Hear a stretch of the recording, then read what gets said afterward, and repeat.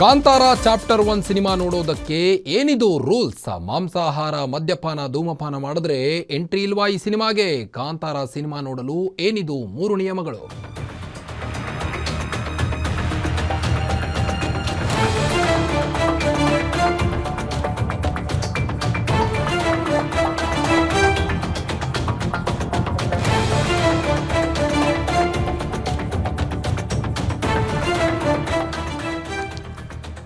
ಈಗಾಗಲೇ ಕಾಂತಾರ ಚಾಪ್ಟರ್ 1 ಸಿನಿಮಾದ ಟ್ರೇಲರ್ ಕೂಡ ರಿಲೀಸ್ ಆಗಿರುವಂಥದ್ದು. ಇದರ ಮಧ್ಯೆ ಸಿನಿಮಾ ನೋಡೋದಕ್ಕೆ ಏನಿದು ಹೊಸ 3 ರೂಲ್ಸ್ಗಳು? ಮಾಂಸಾಹಾರ, ಮದ್ಯಪಾನ, ಧೂಮಪಾನ ಮಾಡಿದ್ರೆ ಈ ಸಿನಿಮಾ ನೋಡಲಿಕ್ಕೆ ಎಂಟ್ರಿ ಇಲ್ವಾ? ಹಾಗಾದ್ರೆ ಕಾಂತಾರ ಸಿನಿಮಾ ನೋಡಲು ಏನಿದು 3 ನಿಯಮಗಳು? ಸೋಷಿಯಲ್ ಮೀಡಿಯಾದಲ್ಲಿ ಫೇಕ್ ಪೋಸ್ಟರ್ ಒಂದು ವೈರಲ್ ಆಗ್ತಾ ಇದೆ. ಕಾಂತಾರ ಸಿನಿಮಾ ನೋಡಲು ಏನಿದು ಹೊಸ 3 ನಿಯಮಗಳು? ವೈರಲ್ ಪೋಸ್ಟರ್ಗೆ ರಿಷಬ್ ಶೆಟ್ಟಿ ಸಿನಿಮಾ ಪ್ರೆಸ್ ಮೀಟ್ನಲ್ಲಿ ಈಗ ಪ್ರತಿಕ್ರಿಯೆಯನ್ನು ನೀಡಿದ್ದಾರೆ. ವೈರಲ್ ಆದ ಪೋಸ್ಟರ್ ಫೇಕ್ ಎಂದು ರಿಷಬ್ ಶೆಟ್ಟಿ ಸ್ಪಷ್ಟನೆಯನ್ನು ನೀಡಿದ್ದಾರೆ. ಅವರವರ ಅಭ್ಯಾಸಗಳನ್ನು ಪ್ರಶ್ನಿಸೋಕೆ ಯಾರಿಗೂ ಅಧಿಕಾರ ಇರಲ್ಲ. ಅದೆಲ್ಲವೂ ಅವರವರ ಸ್ವಂತ ವಿವೇಚನೆಗೆ ಬಿಟ್ಟಂತಹ ವಿಚಾರಗಳು. ಯಾರೋ ಫೇಕ್ ಪೋಸ್ಟರ್ ಹಾಕಿ ಈ ರೀತಿ ಸಿನಿಮಾ ಹೆಸರು ಕೆಡಿಸಲು ಸಂಚು ಹಾಕಿದ್ದಾರೆ ಎಂದಿದ್ದಾರೆ. ಕಾಂತಾರ ಚಾಪ್ಟರ್ 1 ಸಿನಿಮಾ ನೋಡೋದಕ್ಕೆ ಏನಿದು ಹೊಸ ರೂಲ್ಸ್? ಹಾಗಾದ್ರೆ ಮಾಂಸಾಹಾರ, ಮದ್ಯಪಾನ, ಧೂಮಪಾನ ಮಾಡಿದ್ರೆ ಈ ಸಿನಿಮಾ ನೋಡಲಿಕ್ಕೆ ಎಂಟ್ರಿ ಇಲ್ವಾ? ಈ ಬಗ್ಗೆ ಪ್ರತಿಕ್ರಿಯೆಯನ್ನು ನೀಡಿದ್ದಾರೆ ರಿಷಬ್ ಶೆಟ್ಟಿ ಅವರು ಸಿನಿಮಾ ಪ್ರೆಸ್ ಮೀಟ್ನಲ್ಲಿ. ಸೋಷಿಯಲ್ ಮೀಡಿಯಾದಲ್ಲಿ ಫೇಕ್ ಪೋಸ್ಟರ್ ವೈರಲ್ ಆಗ್ತಾ ಇದೆ. ಇದರ ಬಗ್ಗೆ ತಲೆ ಕೆಡಿಸ್ಕೊಳ್ಬೇಡಿ. ವೈರಲ್ ಪೋಸ್ಟರ್ಗೆ ರಿಷಬ್ ಶೆಟ್ಟಿ ಪ್ರತಿಕ್ರಿಯೆ ನೀಡಿದ್ದಾರೆ. ವೈರಲ್ ಆದ ಪೋಸ್ಟರ್ ಫೇಕ್ ಅಂತ ರಿಷಬ್ ಶೆಟ್ಟಿ ಸ್ಪಷ್ಟನೆಯನ್ನು ನೀಡಿರುವಂಥದ್ದು. ಹೀಗಾಗಿ ಆರಾಮವಾಗಿ ಮನೋರಂಜನೆಯನ್ನು ಪಡೆದುಕೊಳ್ಬೋದು ಈ ಸಿನಿಮಾದ್ದು ಅಂತ ಹೇಳಿದ್ದಾರೆ. ಅವರವರ ಅಭ್ಯಾಸಗಳನ್ನು ಪ್ರಶ್ನಿಸೋಕೆ ಯಾರಿಗೂ ಕೂಡ ಅಧಿಕಾರ ಇರಲ್ಲ. ಅದೆಲ್ಲ ಅವರವರ ಸ್ವಂತ ವಿವೇಚನೆಗೆ ಬಿಟ್ಟಂತಹ ವಿಚಾರಗಳು. ನಮ್ಮ ಸಿನಿಮಾ ತಂಡದಿಂದ ಯಾವುದೇ ಈ ರೀತಿಯಾದಂಥ ರೂಲ್ಸ್ಗಳಿಲ್ಲ. ಅದು ಒಂದು ಫೇಕ್ ಪೋಸ್ಟರ್. ಅದಕ್ಕೆ ತಲೆ ಕೆಡಿಸ್ಕೊಳ್ಬೇಡಿ. ಸಿನಿಮಾನ ಆರಾಮವಾಗಿ ಥಿಯೇಟರ್ಗೆ ಬಂದು ನೋಡಿ ಅಂತ ಪ್ರತಿಕ್ರಿಯೆ ನೀಡಿದ್ದಾರೆ. ಅದೆಲ್ಲ ಅವರವರ ಸ್ವಂತ ವಿವೇಚನೆಗೆ ಬಿಟ್ಟಂಥ ವಿಚಾರಗಳು ಎಂದಿದ್ದಾರೆ.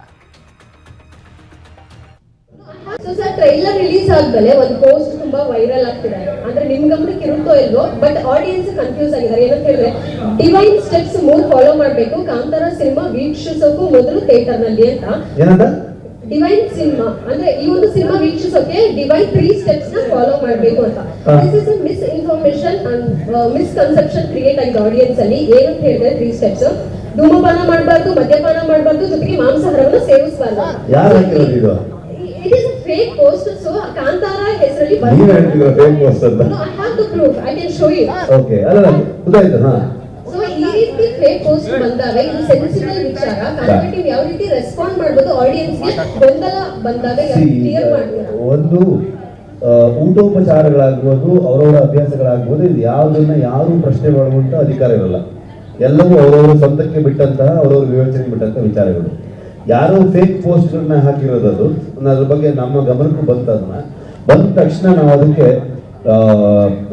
ಅದಕ್ಕೆ ಅಲ್ಲೇ ಹೋಗಿ ನಾವು ರಿಯಾಕ್ಟ್ ಮಾಡುವಂಥದ್ದು ಕಷ್ಟ ಆಗುತ್ತೆ. ಆದರೆ ಅದನ್ನ ಆ ಪೋಸ್ಟ್ನ ಅವ್ರು ತೆಗೆದ್ರು, ಆಮೇಲೆ ಕ್ಷಮೆನೂ ಕೇಳಿದ್ರು.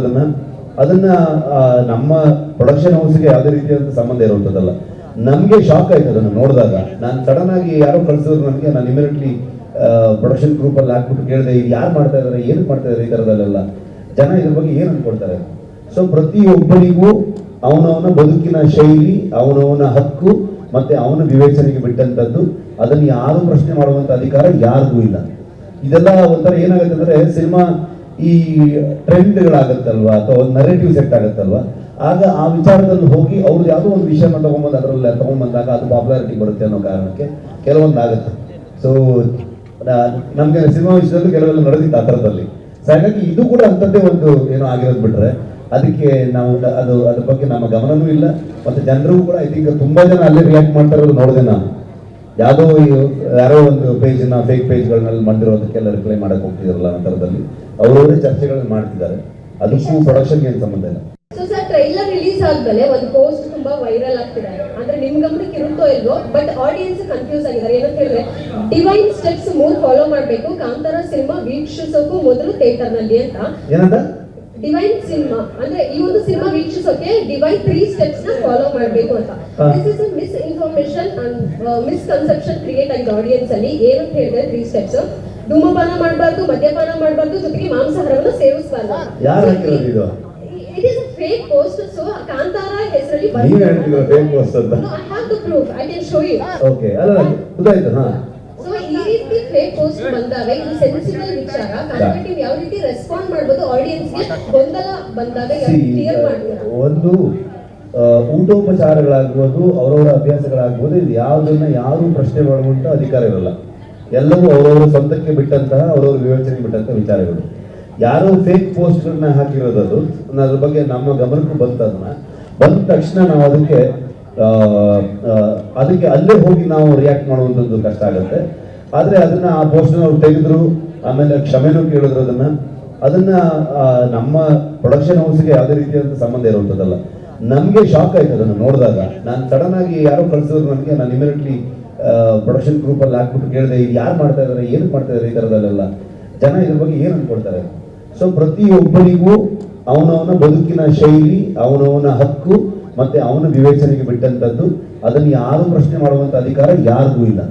ಇದೆಲ್ಲ ಒಂಥರ ಏನಾಗುತ್ತೆ ಅಂದರೆ, ಸಿನಿಮಾ ಈ ಟ್ರೆಂಡ್ಗಳಾಗತ್ತಲ್ವಾ, ಅಥವಾ ಒಂದು ನರೇಟಿವ್ ಸೆಟ್ ಆಗುತ್ತಲ್ವಾ, ಆಗ ಆ ವಿಚಾರದಲ್ಲಿ ಹೋಗಿ ಅವ್ರದ್ದು ಯಾವುದೋ ಒಂದು ವಿಷಯನ ತಗೊಂಬಂದು ಅದರಲ್ಲಿ ತಗೊಂಡ್ಬಂದಾಗ ಅದು ಪಾಪ್ಯುಲಾರಿಟಿ ಬರುತ್ತೆ ಅನ್ನೋ ಕಾರಣಕ್ಕೆ ಕೆಲವೊಂದು ಆಗುತ್ತೆ. ಸೊ ನಮಗೆ ಸಿನಿಮಾ ವಿಷಯದಲ್ಲೂ ಕೆಲವೆಲ್ಲ ನಡೆದಿತ್ತು ಆ ಥರದಲ್ಲಿ. ಸೊ ಹಾಗಾಗಿ ಇದು ಕೂಡ ಅಂಥದ್ದೇ ಒಂದು ಏನೋ ಆಗಿರೋದು ಬಿಟ್ರೆ ಅದಕ್ಕೆ ನಾವು ಅದ್ರ ಬಗ್ಗೆ ನಮ್ಮ ಗಮನನೂ ಇಲ್ಲ. ಮತ್ತು ಜನರಿಗೂ ಕೂಡ ಐ ಥಿಂಕ್ ತುಂಬ ಜನ ಅಲ್ಲೇ ರಿಯಾಕ್ಟ್ ಮಾಡ್ತಾ ಇರೋದು ನೋಡಿದೆ ನಾನು. ಯಾರೋ ಒಂದು ಪೇಜ್ನ ಫೇಕ್ ಪೇಜ್ಗಳನ್ನೆಲ್ಲ ಮಾಡಿರೋದಕ್ಕೆಲ್ಲ ರಿಪ್ಲೈ ಮಾಡಕ್ಕೆ ಹೋಗ್ತಿದಾರಲ್ಲ ಆ ಥರದಲ್ಲಿ ಅವರವರೇ ಚರ್ಚೆಗಳನ್ನ ಮಾಡ್ತಿದ್ದಾರೆ. ಅದಕ್ಕೂ ಪ್ರೊಡಕ್ಷನ್ಗೆ ಏನು ಸಂಬಂಧ ಇಲ್ಲ.